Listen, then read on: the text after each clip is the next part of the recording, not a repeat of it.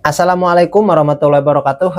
Ketemu lagi dengan saya Kling Lele, dan seperti biasa kita lanjut menjawab pertanyaan daripada sahabat kita, yang mana kebetulan masih cukup banyak yang belum kita bahas. Dan supaya tidak menyita waktu terlalu lama, kita langsung saja pertanyaan dari siapa, seperti apa, tapi jangan lupa sambil ngopi.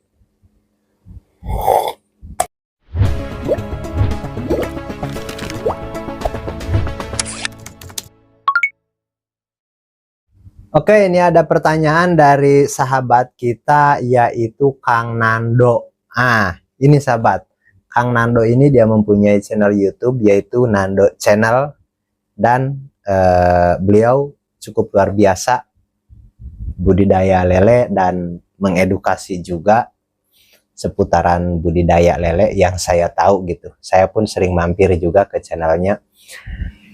Dan pertanyaannya adalah, sampean sama jadi pengepul juga toh Pak D? Oh iya, ya betul. Jadi saya itu kalau latar belakang istilahnya lah edukator lah. Jadi mengedukasi para petani lele atau pembudidaya lele yang pemula seperti itu. Meskipun saya sendiri sih sebenarnya enggak maher ataupun bukan senior juga, namun karena di sini kebanyakan pemula gitu, dan sementara saya sudah cukup lama, puluhan tahun, meskipun kemampuan saya terbatas, jadi saya punya tanggung jawab untuk mengajak gitu, membagikan lah bahasanya, mengajak dan membagikan pengalaman-pengalaman saya selama puluhan tahun. Jadi pengalaman saya itu seperti ini. Nah, kurang lebih seperti itu. Dan kalau pertanyaannya pengepul juga, ya, karena kebanyakan daripada pembudidaya lele yang pemula, yang dikhawatirkan dia jualnya, kebanyakan gitu. Bahkan setiap pesan benih, dia pasti yang ditanyakan itu, Kang, nanti kalau udah panen diterima lagi enggak gitu. Kebanyakan yang seperti itu. Nanti kita nih tebar nih, pas panen susah jual nanti gitu. Jadi diterima enggak ya, seperti itu. Jadi di situ pun saya menyediakan benih, plus saya akan menyediakan pakan juga, meskipun nggak mesti dari saya gitu, bebas. Tapi di situ tuh memang yang beli pastikan mau yang murah gitu. Sementara kita kerjasama dengan orang yang punya DO, jadi ya sedikit murah lah, langsung gitu. Makanya biasanya ambil benih dari kami, terus pakannya pun dia belinya dari kami juga gitu, dan hasil panennya pun dikirim ke kami juga, seperti itu. Meskipun itu paling 2-3 kali panen kebanyakan, karena di usia 1 tahun biasanya dia sudah punya market tuh, belajar. Memang kita pun sambil mengedukasi, sambil mengajarkan cara menjual yang efektif supaya harga itu tetap stabil seperti apa gitu.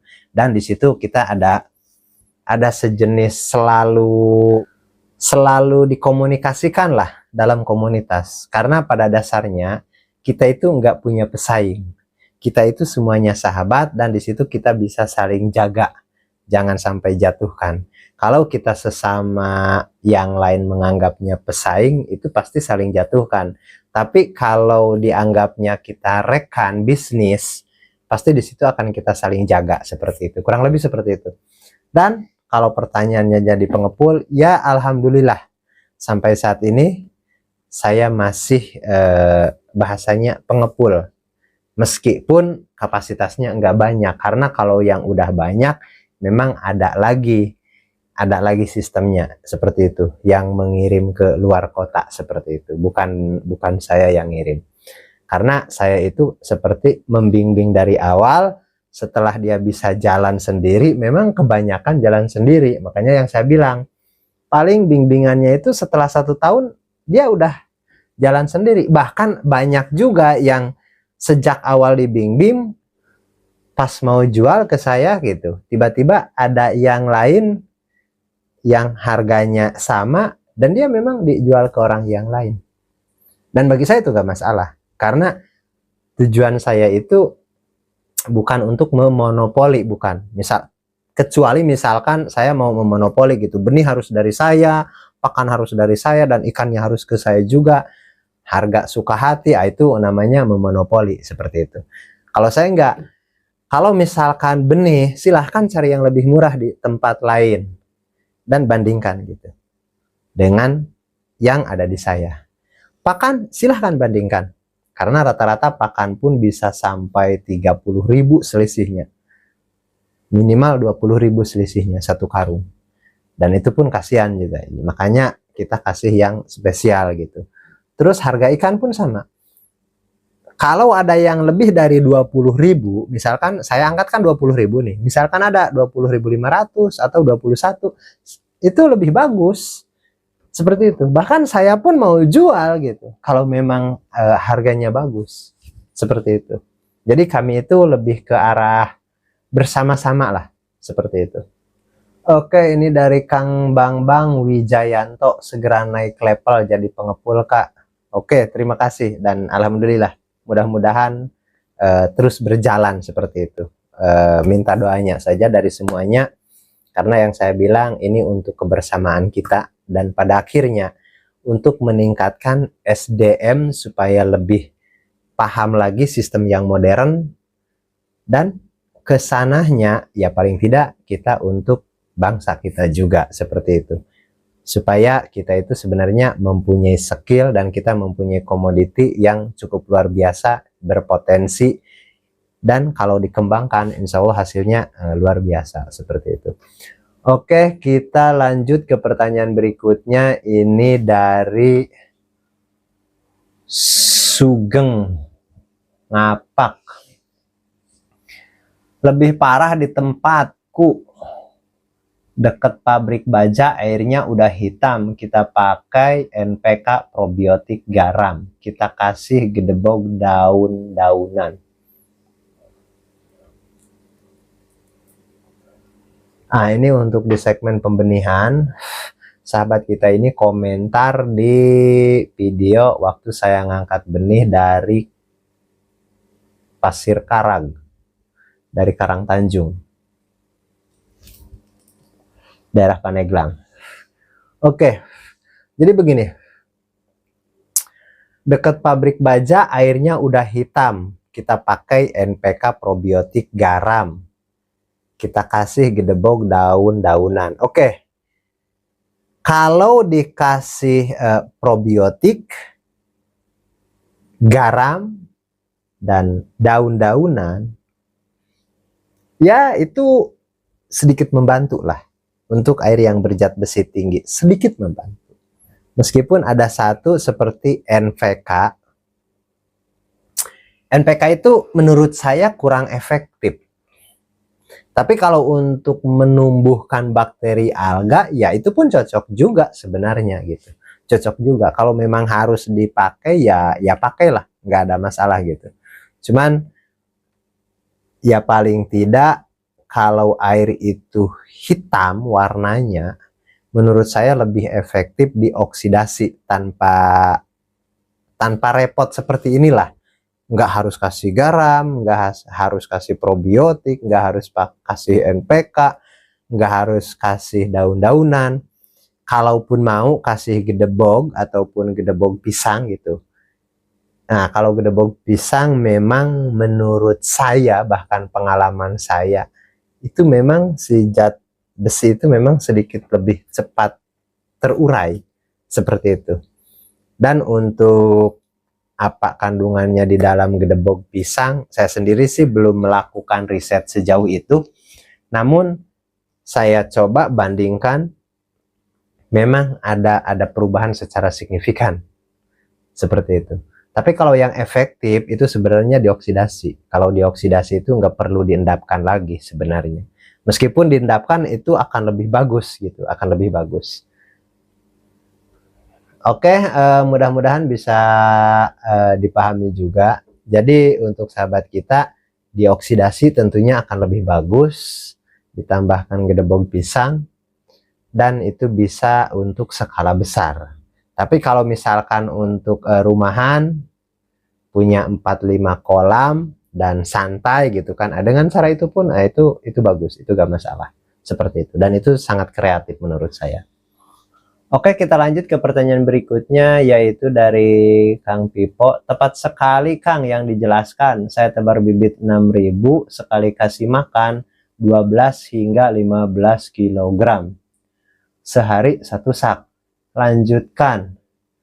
Kutunggu konten berikutnya. Oke, makasih untuk Kang Pipo. Ya, memang seperti itu, dan Kang Pipo ini komentar di video, yaitu penebaran saya 12.000 itu sampai hampir 2 karung per hari. Bahkan sewaktu sebelum panen itu lebih dari 2 karung per hari. Karena itu saya menjawab pertanyaan dari sahabat kita yang dia mengeluh. Sahabat kita itu dia tebar 50.000 dan katanya satu hari nggak cukup 3 karung. Ya memang seperti itu. 50.000 nggak cukup 3 karung. Yang saya bilang saya 12.000 2 karung lebih per hari waktu sebelum panen gitu. Cuman nggak dari awal. Misalkan usia 45 hari, mulai di situ. Mulai keteteran pakan seperti itu. Dan kalau full pellet memang seperti itu resikonya. Full pellet itu seperti itu resikonya. Oke, kita lanjut pertanyaan berikutnya, yaitu dari Kang Bang Bang. Nomor WA Kang, Akang daerah mana? Oh iya, jadi begini. Banyak juga yang menanyakan nomor WA saya, namun sebenarnya nomor WA saya itu ada di channel ini. Ada di channel ini. Kalau sahabat tekan gambar saya, foto profil saya, di situ nanti ada selanjutnya atau seterusnya di bawah foto profil saya itu, dan tekan di situ ada di deskripsi. Ada di deskripsi nomor admin. Oke. Jadi misalkan sahabat mau berkunjung ke rumah saya, ataupun misalkan sahabat mau menghubungi saya untuk memanggil saya ke tempat sahabat, itu pun boleh juga. Ataupun untuk ya konsultasi ringan seputaran budidaya, itu pun boleh juga. Namun karena itu WA admin bahasanya, jadi itu slow respon gitu.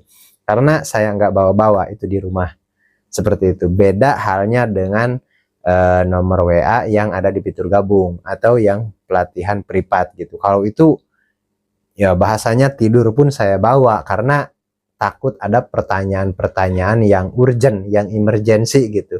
Yang tiba-tiba lele itu banyak yang mati, ataupun ada masalah, pH drop dan lain sebagainya. Itu kan nggak bisa nunggu waktu lama gitu. Jadi harus jam itu juga saya jawab gitu. Ya paling lambat 2-3 jam itu saya harus jawab. Karena bahasanya itulah kelebihan privat seperti itu.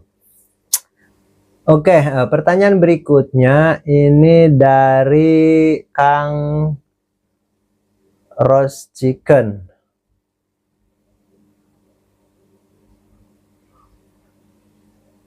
Pertanyaannya adalah, dulu pernah saya coba tapi air cenderung coklat dan pH cenderung rendah. Ikan pun malah lambat pertumbuhannya. Dan ini pertanyaannya pertanyaan lanjutan dari video sebelumnya yang saya sudah jawab. Pertanyaan di video sebelumnya adalah, mau nanya Bang, untuk penggunaan probiotik di tambak tradisional apakah cocok? Mohon penjelasannya. Pertanyaan seperti itu dan saya sudah jawab.